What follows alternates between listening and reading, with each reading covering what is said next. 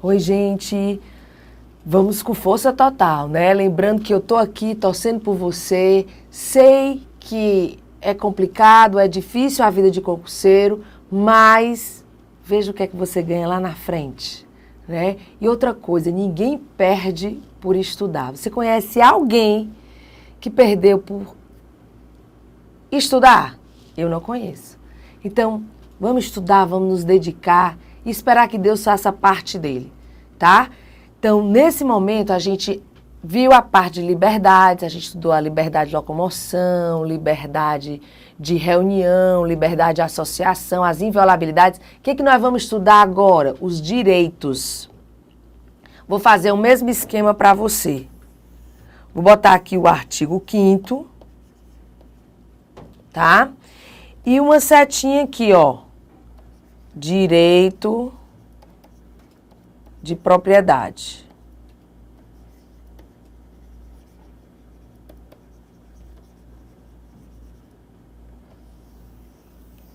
Que vai do inciso 22 a 29. Depois, a gente estuda o direito de herança.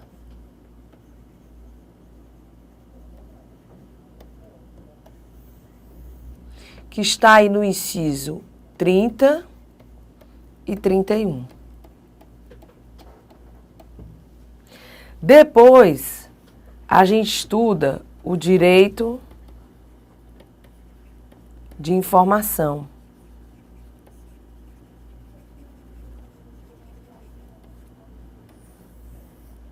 Que está no inciso 33. Depois, a gente estuda o direito de petição e de certidão.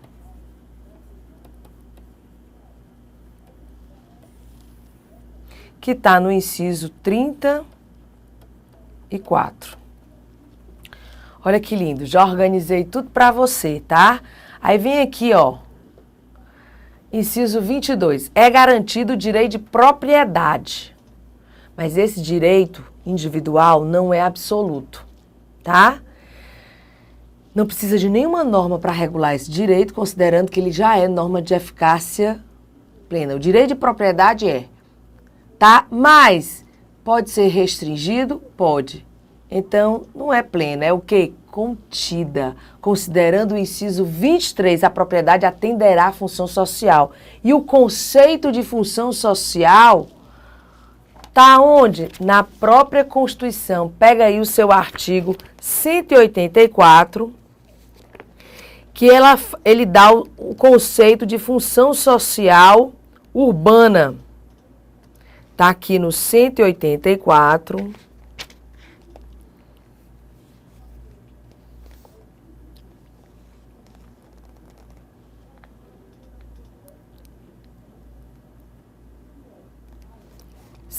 Não, é 186, desculpe, ó. 186. A função social é cumprida quando a propriedade rural, isso aqui da propriedade rural, atende simultaneamente segundo critérios e graus de existência estabelecidos em lei os seguintes requisitos: aproveitamento racional e adequado, utilização adequada dos recursos naturais disponíveis e preservação do meio ambiente, observância das disposições que regulam as relações de trabalho, exploração que favoreça o bem-estar dos proprietários e dos trabalhadores. Então, a gente tem aí, tá, o conceito de função social rural, tá? Interessante que você tem aqui no 182 o conceito de função social da propriedade urbana, que é o parágrafo 2º do 182. A propriedade urbana cumpre sua função social quando atende às exigências fundamentais de ordenação da cidade expressas no plano diretor. Então, são as limitações que são conceitos de função social da propriedade, tá? E aí tem um detalhe. Que detalhe? É por isso que ela pode ser desapropriada. Se ela não respeitar a função social, olha o que é que acontece aqui no 24. Função social. A lei estabelecerá o procedimento por desapropriação por necessidade ou utilidade pública ou por interesse social, mediante justa e prévia indenização em dinheiro, ressalvados os casos previstos nesta Constituição. Primeiro, os requisitos eles não são cumulativos, ou necessidade, ou utilidade, ou interesse social. Então, por exemplo, se na hora da prova eles colocarem a lei estabelecerá o procedimento para desapropriação por necessidade ou utilidade pública e interesse social, já vai estar errado, que não é cumulativo, é uma ou outra. Mediante justa e prévia indenização, sempre em dinheiro? Não, porque o próprio dispositivo diz, ressalvados os casos previstos nesta Constituição. Malu, tem casos previstos na Constituição? Tem o artigo 182, parágrafo 4º e o 184, que fala da reforma agrária. Mas mais importante de todos é o 243. Por que ele é mais importante de todos? Porque tem jurisprudência sobre o tema. 243 diz o seguinte: as glebas de qualquer região do país onde forem localizadas culturas ilegais de plantas psicotrópicas serão imediatamente expropriadas e especificamente destinadas ao assentamento de colonos para o cultivo de produtos alimentícios e medicamentosos, sem qualquer indenização ao proprietário e sem prejuízo de outras sanções previstas em lei. Aqui a chamada expropriação, pela doutrina, expropriação difere de desapropriação, porque a expropriação ela é confiscatória, no sentido de que não vai receber indenização alguma. Embora você vá para o dicionário, desapropriação e expropriação é a mesma coisa. A doutrina que diferenciou, tá? Para que a gente tenha mais noção de que a expropriação é uma desapropriação confiscatória. Aí eu tenho a jurisprudência do STF que até 2009 entendia que quando a pessoa plantava, por exemplo, maconha, e até outro dia teve uma senhora que ela plantou na sua laje maconha, mas ela disse que pensava que era café, que não era maconha, inclusive o cheiro é o mesmo. Então, assim, é muito engraçado. Aí ela plantou em determinada parte da sua propriedade. Antigamente, a pessoa só era desapropriada da laje, da parte que estava tendo cultivo. Aí o STF mudou esse entendimento. Agora é desapropriado de toda a sua propriedade. Olha só a jurisprudência relacionada ao tema aqui, ó. Esse recurso extraordinário 543.974. A expropriação de glebas a que se refere o artigo 243 da Constituição há de abranger toda a propriedade e não apenas a área efetivamente cultivada. É porque a pessoa era desapropriada de uma parte que estava sendo plantada, vai plantar na outra. Olha, né? Aí vamos ser besta assim não. Então vai ser desapropriada de tudo. Tá, Malu, entendi. E lembrando que a desapropriação, gente, ela tem que respeitar o devido processo estabelecido em lei. Por isso que ele começa assim no inciso 24, ó. A lei estabelecerá o procedimento para desapropriação. Porque o devido processo legal tem que ser obedecido até mesmo quando há a possibilidade de perda da propriedade. Então, se liga nesse detalhe. O inciso 25, no caso de eminente perigo público, poderá a autoridade competente poderá usar da propriedade particular assegurada ao proprietário indenização ulterior, se houver dano. Malu, se botar qualquer prejuízo, tá certo? Não, porque o que se indeniza é o dano que eu possa mensurar, quantificar, tá? Então, se botar qualquer prejuízo, como já foi objeto de provas antigas, aí tá errado. Considera, especialmente o CESP, né, que tem costume colocar isso, porque na verdade só se indeniza aquilo que você pode quantificar. Por exemplo, você foi simplesmente requisitar o seu bem e o seu veículo. Um policial vem e requisita o seu bem, que a gente só vê isso em filme, né, vamos combinar. Requisita o seu bem. Quando ele volta, o seu carro está intacto. Mas aí você diz, poxa, mas os pneus foram gastos. Como é que você vai mensurar isso, quantificar isso? Então não é qualquer prejuízo, é só aquele prejuízo que realmente você possa quantificar. Por isso que a indenização é posterior, porque é só se houver dano quantificável. Tá, a pequena propriedade rural, assim definida em lei, desde que trabalhada pela família, não será objeto de penhora para pagamento de débitos decorrentes de sua atividade produtiva, dispondo a lei sobre os meios de financiar o seu desenvolvimento. Aqui também é super tranquilo, porque é um benefício dado pela Constituição Federal àquele que tem uma pequena propriedade rural, definida no Estatuto da Terra, desde que trabalhada pela família, e não será penhorável somente para os débitos decorrentes da sua própria atividade produtiva, tá? Se liga nesse detalhe, não é qualquer débito. Outro dia, o CESP, quando eu falo outro dia, porque a questão é antiga, viu? O CESP colocou assim na prova: a pequena propriedade rural, assim definida em lei, será impenhorável para débitos decorrentes da sua própria atividade produtiva. Aí a pessoa leu e disse assim, tá quase do mesmo tamanho de quando eu li. Porque a pessoa tem mania de olhar pelo tamanho do dispositivo, né? Tá errado. Por quê? Porque faltou um requisito essencial. Qual foi o requisito essencial? Desde que trabalhada pela família. É um dos requisitos para o benefício da impenhorabilidade. Então, se liga nesse detalhe.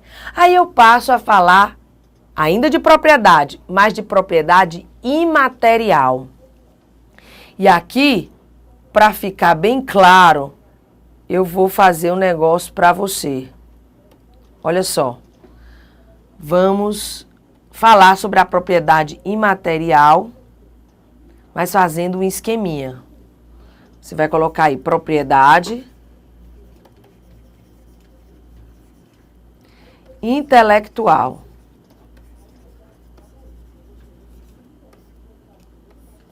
Aí eu falo de direitos autorais,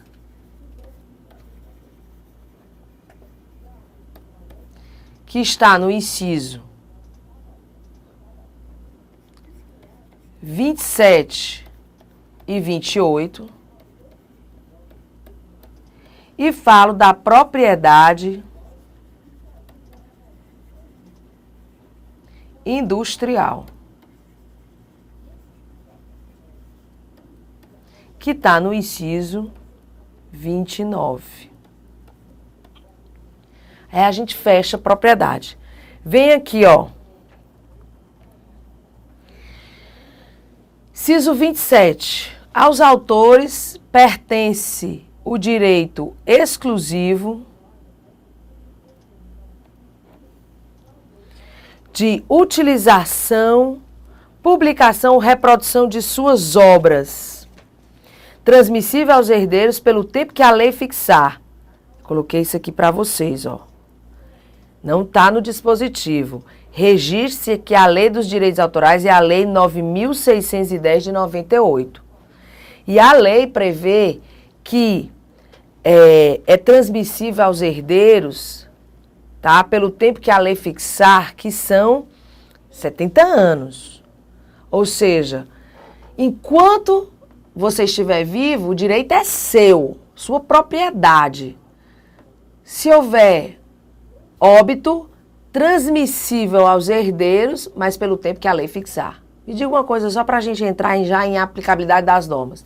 Enquanto não existia a lei, qual era o tempo para transmissão aos herdeiros? Indeterminado, porque a lei ela vai restringir o tempo que é transmissível aos herdeiros. Olha que detalhe interessante, né? Então, olha só, transmissíveis aos herdeiros pelo tempo que a lei fixar. Salvo engano, é o artigo 61 ou 41 dessa lei. Se eu tivesse aqui, eu até dizia, mas não estou com ela aqui, tá? Aí vem uma jurisprudênciazinha sobre o tema, que é essa súmula 386 do STF. Pela execução de obra musical por artistas remunerados é devido direito autoral. não exigível quando a orquestra, ainda é do tempo da orquestra, viu? Pensa numa súmula antiga, for de amadores. Então, você deve direito autoral a realmente artistas que possuem a profissão, né? Mas se a orquestra foi, a banda, o conjunto foi de amadores, entende o STF que não é exigível o pagamento do direito autoral.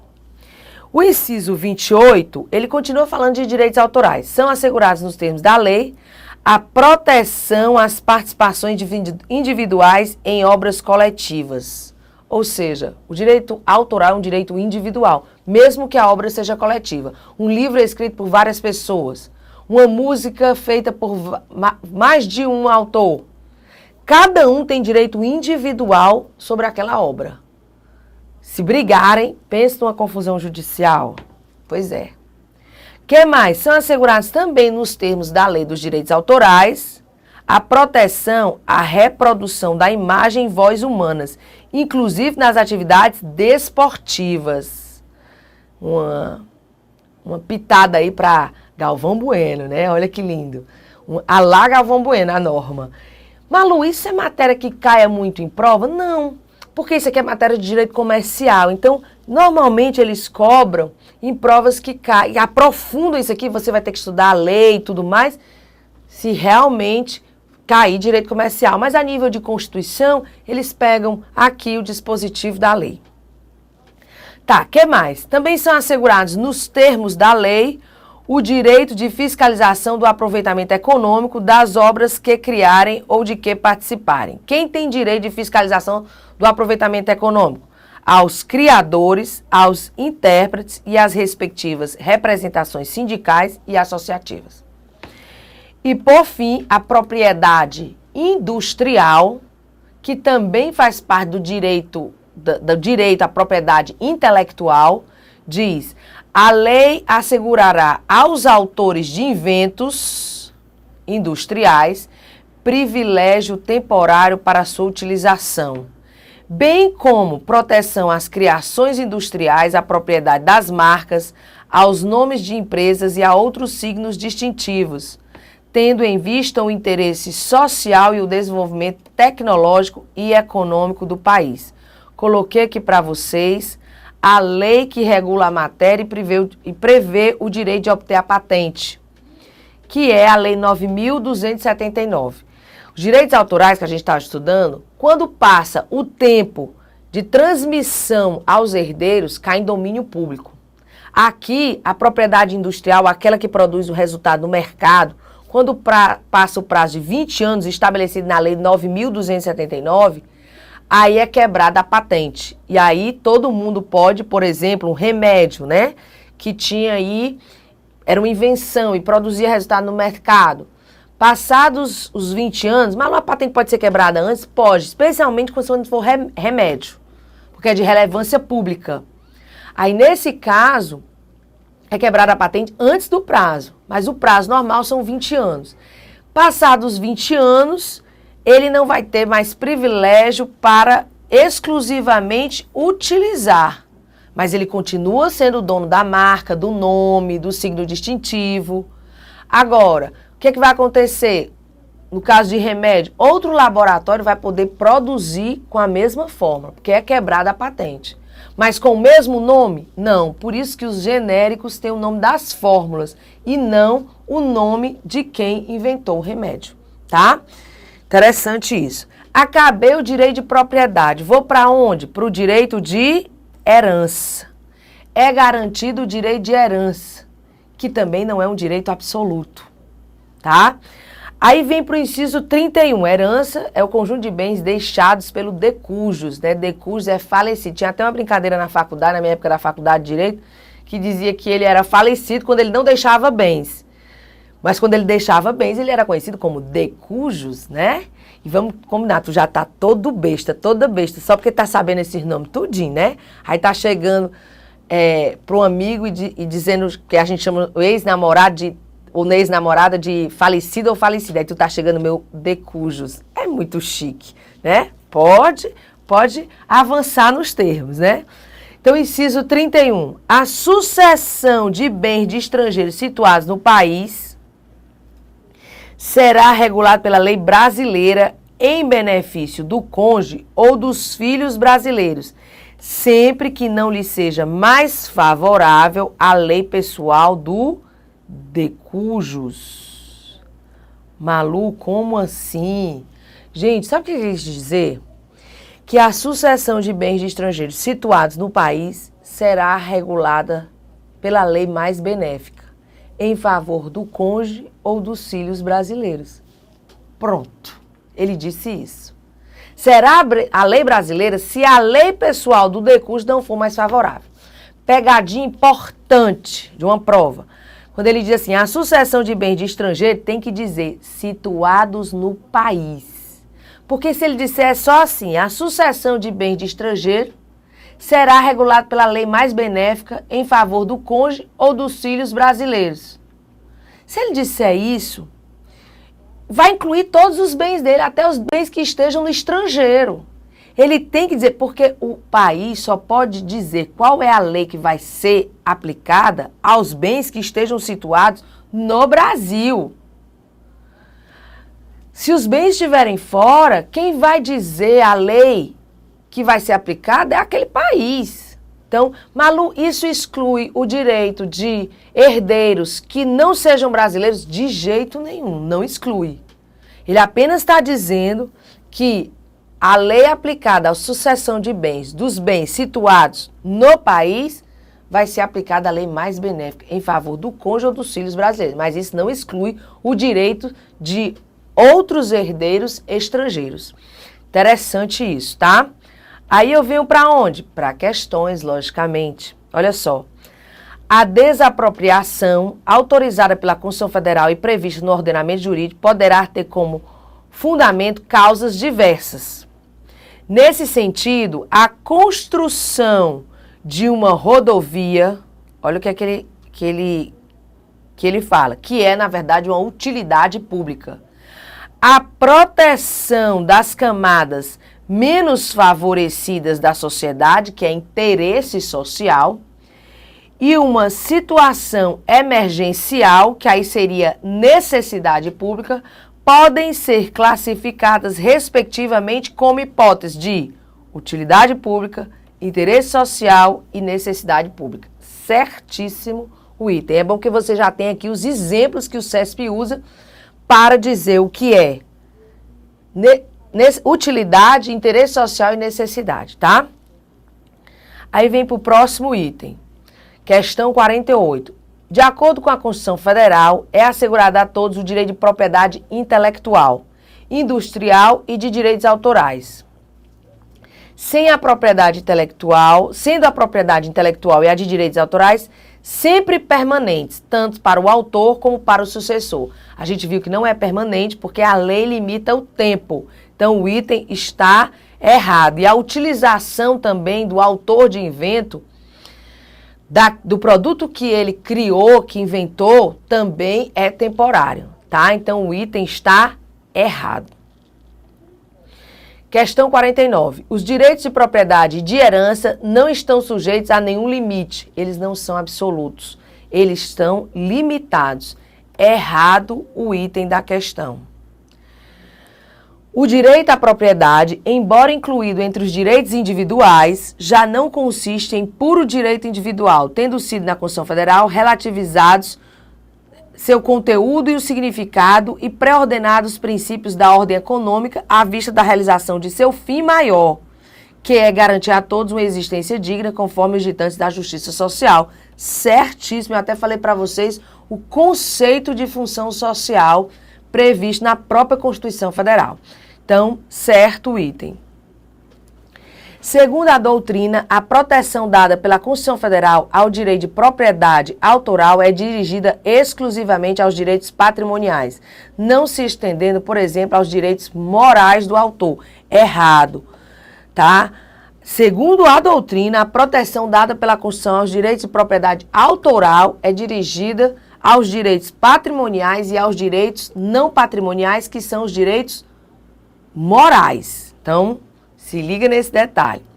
Venho agora para outra questão. No caso de iminente perigo público, a autoridade competente poderá usar da propriedade particular assegurada ao proprietário indenização ulterior se houver dano. Gente, copiou e colou. O artigo 5º, inciso 25. Certíssimo o item, tá? E aí a gente tem o direito de defesa do consumidor. O Estado promoverá na forma da lei a defesa do consumidor. Aqui é uma norma programática que necessita de norma infraconstitucional, né? Ela é uma norma de eficácia limitada de princípio programático, porque é um direcionamento para o poder público. Já existe essa lei, Malu? Já existe sim. Vou colocar aqui até para vocês o número da lei, Lei 8.078 de 90. A lei foi promulgada quase 2 anos depois da promulgação da Constituição, né? Mas tudo bem. Jurisprudência importante para o tema. As instituições financeiras estão todas elas alcançadas pela incidência das normas veiculadas pelo Código de Defesa do Consumidor. Então, bancos se submetem à incidência das normas de defesa do consumidor. Importante isso para quem faz concurso para banco. Ação direta de inconstitucionalidade 2.591. Aí eu tenho uma boa jurisprudência, que é a ação direta de inconstitucionalidade 2.937, que é sobre o Estatuto do Torcedor. Olha aí, época de Copa do Mundo, hein? Para cair numa prova. A ação direta proposta contra a validez constitucional do Estatuto do Torcedor, que responsabiliza objetivamente tem até aqui, os eventos desportivos profissionais, né? A entidade que vai fornecer, entidades desportivas que vai fornecer o serviço ao torcedor. Olha que interessante aqui. A responsabilização objetiva prevista no artigo 19 é consectário da textual equiparação das entidades desportivas, consoante o disposto no artigo 3º, a figura do fornecedor do Código de Defesa do Consumidor. Tal equiparação não é apenas obra da lei, mas conclusão necessária da relação jurídica que enlaça os eventos desportivos profissionais e os torcedores. Fere qualquer conceito de justiça imaginar que pequena lavanderia possa ser responsabilizada quando cause dano ao cliente, mas organizadores de eventos milionários de grande repercussão, com públicos gigantescos e que se mantém graças à paixão dos torcedores que pagam pelo ingresso e pelos produtos associados, já não suportem nenhuma responsabilidade sobre o pretexto de não se enquadrarem no conceito ou classe de fornecedores. O STF entendeu que se enquadra sim e será regido pelo Código de Defesa do Consumidor. Olha que coisa interessante, né? E aí a gente vem para o inciso 33, sobre o direito de informação, tá? Você vai já acrescentar lá naquele seu quadrinho, direito de informação. Não, eu já acrescentei o direito de informação, que diz: todos têm direito a receber dos órgãos públicos informações de seu interesse particular ou de interesse coletivo ou geral, que serão prestados no prazo da lei, sob pena de responsabilidade, ressalvadas aquelas cujo sigilo seja imprescindível à segurança da sociedade e do Estado. Então, gente, veja que o direito de informação de seu interesse pode ser de interesse particular ou de interesse coletivo ou geral. Malu, se me negar o direito à informação pessoal, aí é habeas data. Se me negar o direito à informação de caráter coletivo ou geral, aí é mandado de segurança. Por quê? Porque o habeas data só protege informações pessoais, tá? Tem jurisprudência para isso. E quero chamar a atenção para a súmula vinculante aqui, ó. É direito do defensor, no interesse do representado, ter amplo acesso aos elementos de prova que, cuidado com isso aqui, já documentados. Por quê, Malu? Porque no caso de inquérito, a pessoa está sendo investigada, interceptação das comunicações telefônicas. Aí não está documentado ainda, está em processo de investigação. E isso é imprescindível à segurança do Estado e da sociedade, tá? Em procedimento investigatório, realizado por órgão com competência de polícia judiciária, digam respeito ao exercício do direito de defesa. Então, vamos entender essa súmula vinculante 14. Direito à informação de atos estatais. Isso aqui foi por causa da Lei de Acesso, a Lei 12.527, de 2011, tá? E a Lei 12.000, deixa eu só pegar aqui bem direitinho se é isso mesmo. 12.528 de 2011, que criou a Comissão da Verdade. Aí, quando surgiu a lei, impugnaram logo, né? Inclusive com essa jurisprudência aqui, ó. Tá aqui. SS 3.902, um agravo regimental, que impugnou a questão considerando que e meu direito à intimidade vai ter acesso ao meu subsídio, à minha remuneração, especialmente os agentes políticos pularam. Porque antes, gente, era a lei que regulava era a Lei 11.111 de 2005 e realmente eram sigilosas essas informações sobre o cargo, sobre a remuneração que a pessoa exercer. Aí veio a Lei 11.527 e detonou, botou livre acesso. Mas nós vamos estudar isso só no próximo vídeo. Espero vocês.